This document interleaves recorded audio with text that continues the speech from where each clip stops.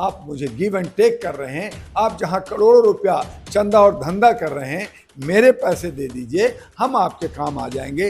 लेकिन सरकार के हमारे बुजुर्गों का भी सम्मान होगा। हमारा ही पैसा, हमारा ही पेंशन का पैसा जो नौकरी कर करके जवानी में हमने जमा किया, आज हमारे बच्चे हमें वृद्धा आश्रम में भेज रहे हैं। हमें कहीं ना कहीं जो है वो दुलार जहां मिलना चाहिए था, वहां दुत्कार हमें मिल रहा है। अंदर जहां नौजवानों को जोड़ने की बात बीजेपी सरकार कर रही है, वहां बुजुर्ग लोग भी सारे बूथ पे होते हैं, बूथ पे पर्ची देते हैं, बूथ पे उनको हेल्प करते हैं। और यही हमारे बुजुर्गों ने कहा कि हमारी अगर आप मांग पूरा करेंगे तो हम आपका कहीं ना कहीं सहायक के रूप में आपको सहयोग करेंगे। ये बुजुर्ग जो बड़े ही सीधे साधे और उन्होंने अपनी नौकरी से पैसा कमा करके पीएफ फंड में जो जमा है वही मांग कर रहे हैं, वो जेन्युइन मांग है, सच्चा मांग है, अपना पैसा की मांग है। हम भीख नहीं मांग रहे हैं, अपना हक मांग रहे हैं, अपना अधिकार मांग रहे हैं। और उस हालत में जब सरकार हमारा अपना ही हक नहीं देता तो बाकी का हक कहां से देगा? लोगों को रोजगार कहां से देगा? महंगाई कैसे खत्म करेगा? सुरक्षा कहां से देगा? ये सवालिया निशान बनता है। इसलिए आपके चैनल से मैं अपील करना चाहता हूं, ऐ मोदी जी। हमारे साथ इस समय बहुत ही खास मेहमान है, क्योंकि एमए दुआ है हमारे साथ, जो कि विश्व विख्यात मानवाधिकार लीडर है, मानवाधिकार की बात करते रहते हैं, उनके अधिकारों के लिए जो लड़ाई करते रहते हैं। और यहाँ पर एक सर ईपीएस का मुद्दा जो है, काफी हमारे जो व्यूवर्स दर्शक है वेट कर रहे हैं कि ईपीएस की जो पेंशन है कब सरकार उसको बढ़ाएगी। क्योंकि अब जैसे कि कल इलेक्शन कमीशन ने डेट भी डिक्लेयर कर दिया, तो जो हरियाणा के हमारे जो ईपीएस पेंशन धारक है और अदर स्टेट्स है, खास करके महाराष्ट्र के बहुत ज्यादा हमसे जुड़े हुए हैं, तो उनका एक ये है कि कब ये चीज होगा और कब जो उनका जो 1,000 रुपए का ईपीएस का पेंशन मिल रहा है उसको बढ़ाया जाएगा, उनके पैसे उनको वापस मिलेंगे। सर जर्नलिस्ट महोदय, आज हमारे बुजुर्ग जिनकी सम्मान के लिए आदरणीय मोदी जी जो देश के प्रधानमंत्री हैं, जिन्होंने 15 अगस्त 2023 को कहा था कि मैं पुनः लाल किला पे आकर के 15 अगस्त 2024 को झंडा फहराऊंगा, तो उनकी कथनी जो है मुमकिन हुआ। और इस मुमकिन से एक विश्वास हमारा था कि हमारे बुजुर्गों का भी सम्मान, जिस तरह से उन्होंने कहा था कि हम बुजुर्गों का सम्मान करते हैं, उनका हम पेंशन देंगे, उनके हक अधिकार देंगे, किसानों के हक अधिकार देंगे, युवाओं को देंगे। उन्हें बहुत सारी बातें वादे किए थे। और अब जब 15 अगस्त 2024 को लाल किला पे उन्होंने भाषण दिया, अगर उन भाषण को देखें तो पिछले मैं 5 साल से बहुत सारी ऐसी बातें जिनका 60% डॉक्टर दुआ का स्पीच उन्होंने शामिल किया। मुझे खुशी हुई कि उन्होंने कहा कि जात पात हम नहीं मानेंगे, सभी को बराबर लेके चलेंगे। हम 1 लाख नौजवानों को, युवाओं को नए राजनीतिक के अंदर हम प्रवेश चाहेंगे कि वो लोग मुख्यधारा में आए और लोकतंत्र को बचाएं। ये अच्छा लगा। लेकिन जब मुझे वहां जहां विश्वास था कि हमारे बुजुर्गों का भी सम्मान होगा, हमारा ही पैसा, हमारा ही पेंशन का पैसा जो नौकरी कर करके जवानी में हमने जमा किया, आज हमारे बच्चे हमें वृद्धा आश्रम में भेज रहे हैं। हमें कहीं ना कहीं जो है वो दुलार जहां मिलना चाहिए था, वहां दुत्कार हमें मिल रहा है। तो ऐसी सूरत में हमने सरकार से कहा था कि ऐ सरकार भाई, हमारे पैसे, हमारा पेंशन जहां आप 500-700 रुपए दे रहे हैं, उसको 1500-2000 कर दीजिए। क्योंकि इस वक्त गुजारा नहीं होता, हमें उसमें दवा दारू करना होता है, हमें अपना हुक्का चिलिम करना होता है, तो हमारे जो है कुछ खर्चे हैं, वो हमारे खर्चे उससे मिट जाएगा। लेकिन सरकार इस पे उदासीन है।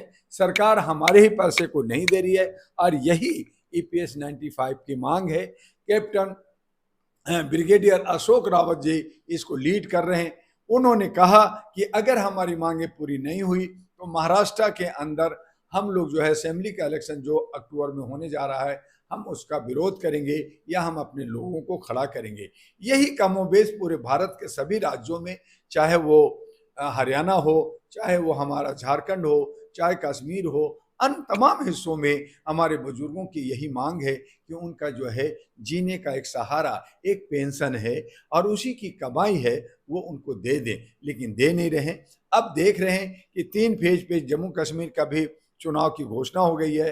अब वहाँ पे सितंबर 18, 25 और अक्टूबर में जो है रिजल्ट आ जाएगा 4 अक्टूबर को कश्मीर का, उसके बाद में हरियाणा और महाराष्ट्र है, फिर झारखंड है, और उसके बाद 2025 की फरवरी में दिल्ली की चुनाव होगी। तो ऐसी सूरत में चुनाव प्रभावित होता है। चुनाव के अंदर जहां नौजवानों को जोड़ने की बात बीजेपी सरकार कर रही है, वहां बुजुर्ग लोग भी सारे बूथ पे होते हैं, बूथ पे पर्ची देते हैं, बूथ पे उनको हेल्प करते हैं। और यही हमारे बुजुर्गों ने कहा कि हमारी अगर आप मांग पूरा करेंगे तो हम आपका कहीं ना कहीं सहायक के रूप में आपको सहयोग करेंगे। आप मुझे गिव एंड टेक कर रहे हैं, आप जहां करोड़ों रुपया चंदा और धंधा कर रहे हैं, मेरे पैसे दे दीजिए, हम आपके काम आ जाएंगे। लेकिन सरकार के आप मुझे गिव एंड टेक कर रहे हैं, आप जहां करोड़ों रुपया चंदा और धंधा कर रहे हैं, मेरे पैसे दे दीजिए, हम आपके काम आ जाएंगे। लेकिन सरकार के कान पे जूं नहीं रेंग रहा। और ऐसी सूरत में हमारे जो पेंशनधारी हैं, हमारे जो बुजुर्ग हैं, जो अंतिम कगार पे खड़े हैं, कब उनकी मौत होगी, कब जिएंगे, ऐसे सूरत में उनकी बद्दुआएं मुंह से निकल रही है। वो धरना प्रदर्शन और आंदोलन के मूड में है। आपके हेमा मालिनी ने, आपके बहुत सारे लीडरों ने, आपके प्रशासन ने वादा पे वादा कर रहे हैं, लेकिन वो वादा पूरा नहीं हो रहा है। फिर से सेशन शुरू होगा और हमारे तमाम बुजुर्ग जंतर मंतर पे आपको देखने को मिलेंगे। बिल्कुल सर, जिस तरीके से आपने बात कही है, 2014 का इलेक्शन हुआ, 2019 का इलेक्शन हुआ, बुजुर्गों ने सरकार के ऊपर विश्वास जताया।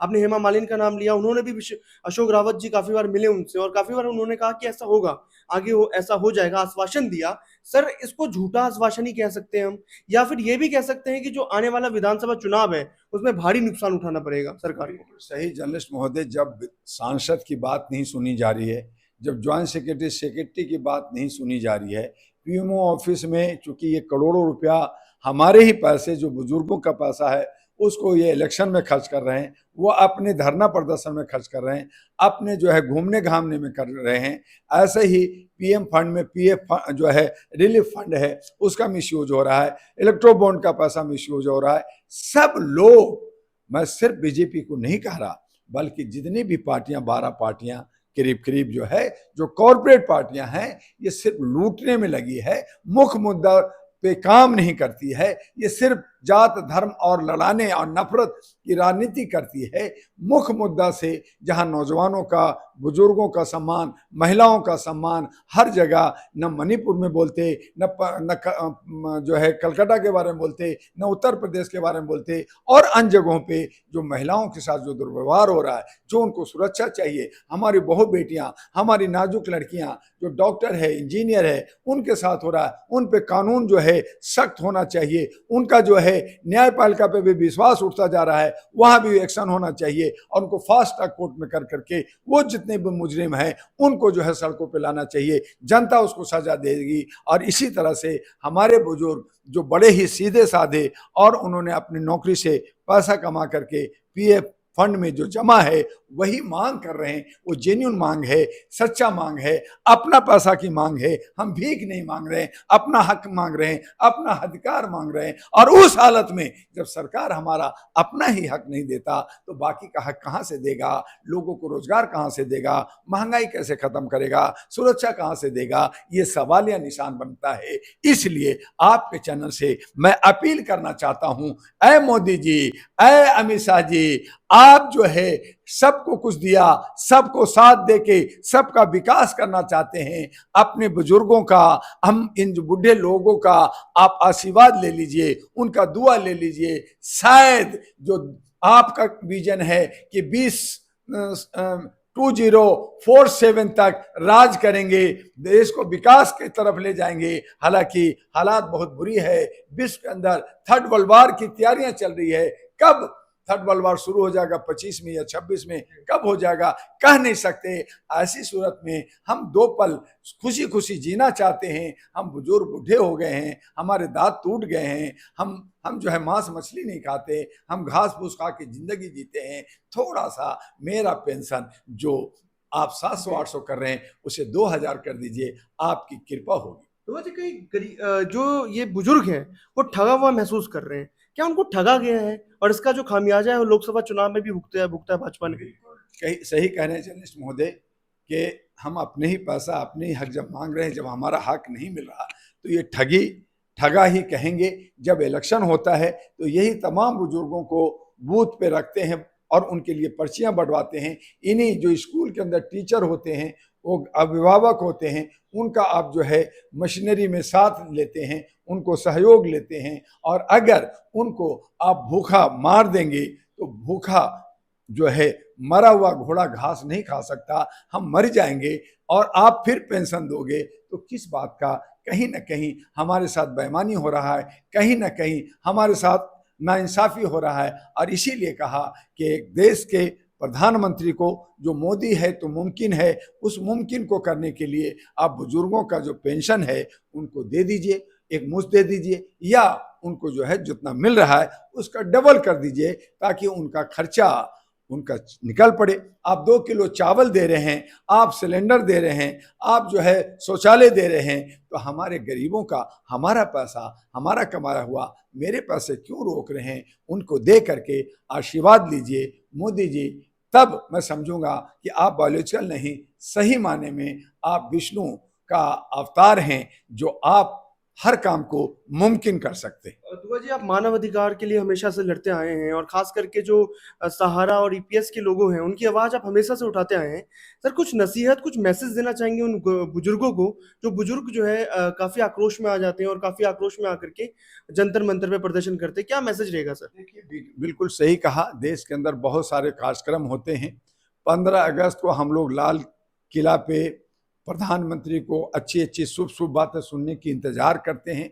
पूरे भारत के अंदर हर गलियों, हर मोहल्ले में तिरंगा का उत्सव मनाया जाता है। मैं भी हैदराबाद और बेलगम जा कर करके वहाँ हमें तिलक दिया गया। लोगों ने कहा, दुआ जी आप तिलक लगा करके, क्या आप आरएसएस के हैं? मैंने कहा तिलक लगाना हमारी संस्कृति है, ये हमारा एक तरह से स्वागत होता है मेहमानों का, और ये संस्कृति है। किसी एक समुदाय से, किसी एक संगठन से ना जोड़ें। रही बात कि अगर समुदाय से जोड़ते हैं तो आप ये ना सोचें क्योंकि आरएसएस ने 100 साल हुआ अपने ऑफिस में तिरंगा नहीं फहराया, जबकि तिरंगा मेरी आन बान शान है। हमने तिरंगा फहराया और उसे सीने से लगाया, हमने रोड पे हमने तिरंगे का नुमाइश किया और तमाम लोगों ने उसको सहयोग किया।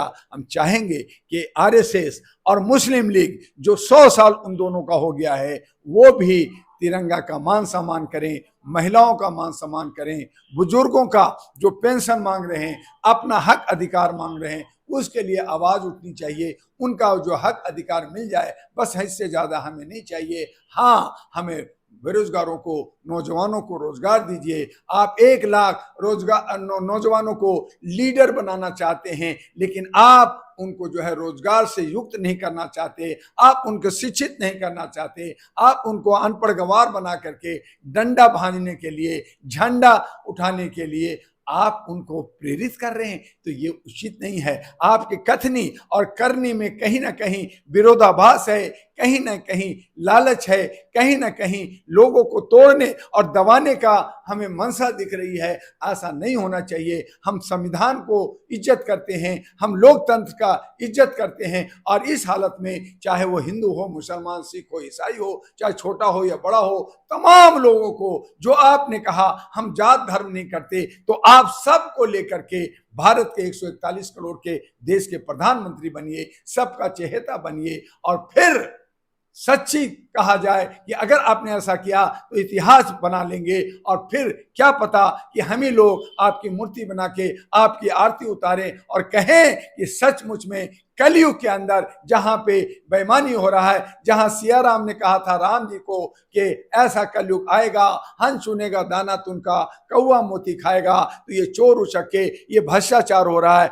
ऐसे युग में मोदी जी जो है कल की भगवान के रूप में, हमारे शास्त्रों में लिखा है कि ये कलयुग जब बढ़ जाएगा, और कलयुग में अगर हम त्राही त्राही करेंगे तो एक भगवान अवतरित होगा, वो कल की भगवान होगा। तो क्या पता आप ही कल की हो जाएं और हम सब आपकी आरती और पूजा करने लगें। तो ऐसे इतिहास बनाइए मोदी जी। इसी विश्वास से हम आपसे पुनः आग्रह करेंगे कि बुजुर्गों का जो है, बूढ़े लोगों का जो अपना हक मांग रहे हैं, उनका हक दीजिए, उनसे आशीर्वाद लीजिए। और हम मानवता के लिए जो काम कर रहे हैं, इंसानियत के लिए काम कर रहे हैं, ह्यूमैनिटी के लिए काम कर रहे हैं, उसमें हम सब पूरे भारत के लोग भारतीय हैं, हमारा एक ही धर्म है, मानवता, हमारा एक ही जात है, भारतीयता, और इसी को कायम कर दें तो मैं समझूंगा कि कलयुग का हमने मजा लिया, कलयुग के अंदर हमने कल के भगवान का दर्शन किया और हमारा देश विश्व गुरु होगा। और इसी उम्मीद के साथ आपसे विदा लेते। बहुत बहुत धन्यवाद सर। एम ए दुआ जी थे हमारे साथ। इन्होंने एक मैसेज दिया बुजुर्गों के लिए और कहा है कि बुजुर्गों का जो पेंशन है वो सरकार जो है जल्द से जल्द जो है बढ़ा दे और जल्द से जल्द उनको दे दे, क्योंकि कहीं ना कहीं बुजुर्ग जो है ठगा हुआ महसूस कर रहे हैं।